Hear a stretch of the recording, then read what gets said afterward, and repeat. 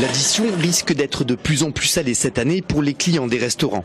Et pour cause, depuis début janvier, près de 50% des restaurateurs ont été contraints de relever le prix de leur carte. La hausse de la TVA reste un impôt quelque part juste à partir du moment où elle se fait sur des besoins secondaires.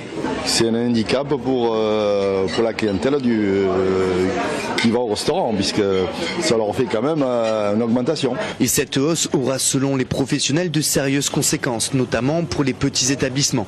Les grandes chaînes, certes fragilisées par la crise, sont mieux armées pour encaisser le choc. Or, tous ceux qui font de la cuisine élaborée en salle, les restaurateurs, les cuisiniers, vont être pénalisés. S'ils augmentent de 3%, je me permets de vous le dire, les prix, les gens, on est en crise économique, ils perdront une clientèle.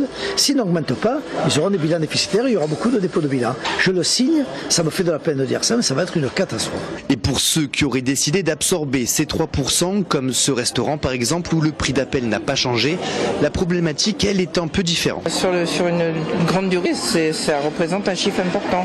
Le personnel se pose aussi des questions sur l'avenir de la prime TVA, puisque quand on a eu la baisse en 2009, le personnel a bénéficié d'une prime en juillet sur la TVA. Donc le personnel se pose aussi des questions de savoir s'il y aura le maintien de cette prime. Cette hausse de 3 points devrait officiellement financer le crédit d'impôt pour la compétitivité et l'emploi, en vigueur depuis janvier dernier.